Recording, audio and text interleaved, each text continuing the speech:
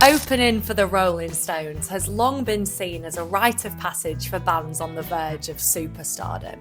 Over the years, artists like Prince, Metallica, and the Red Hot Chili Peppers have all stepped onto that stage, hoping to win over one of the toughest crowds in rock music. But when Guns N' Roses opened for the Stones in 1989, it became career-defining for very different reasons. By that time, the Stones were the elder statesmen of rock and roll, while Guns N' Roses had inherited their reputation as the most dangerous band in rock and roll. Over the small course of just a few years, they'd gone from playing tiny clubs to headlining arenas thanks to the huge support for Appetite for Destruction.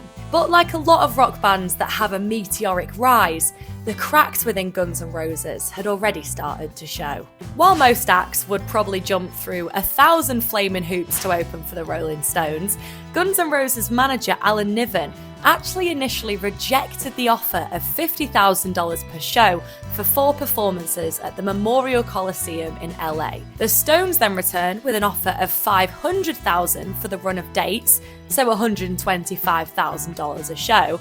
That was then countered with a $1 million price tag by Guns N' Roses, and the English band eventually caved. By the time those 4 dates actually came around, the band hadn't toured in more than 8 months, and sadly during that downtime, a lot of Guns N' Roses members had slipped back into drug addiction, particularly heroin use, and as a result they were also struggling to play their instruments with the skill that they once had. On the night of the first gig, Axl Rose in particular was in a really bad headspace and shouldn't have been allowed to play. But with $1 million on the line, his manager sent round police officers, or fake police officers, depending on who you ask, to force Axl to come and play the gig at any cost. Before they'd even taken to the stage, Rose was already in a foul mood after fellow support band Living Colour criticised the racist language used in the Guns N' Roses track 1 in a Million to lots of cheers from the crowd. Axl then bizarrely decided during Mr. Brownstone to announce that the band was splitting up while playing live on stage.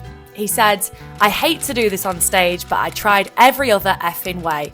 And unless certain people in this band get their together, these will be the last Guns N' Roses shows you'll effing ever see. Because I'm tired of too many people in this organisation dancing with Mr. Goddamn Brownstone."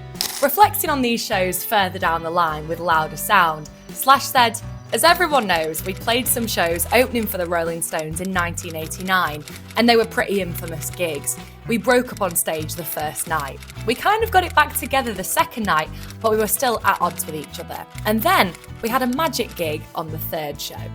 Meanwhile, Duff McKagan wrote in his book, It's So Easy and Others Lie, "I shrank. I was so effing embarrassed. Once Axl took his concerns public, the times of being a gang, us against the world, were over. We played the rest of the show, but it was a half-hearted effort at best. Afterwards, and really for the remainder of our career, we just went our separate ways. That night officially rang the bell for the end of an era in GNR." If you want more of the best stories in the world of pop culture, don't forget to like and subscribe to Fire Out Magazine.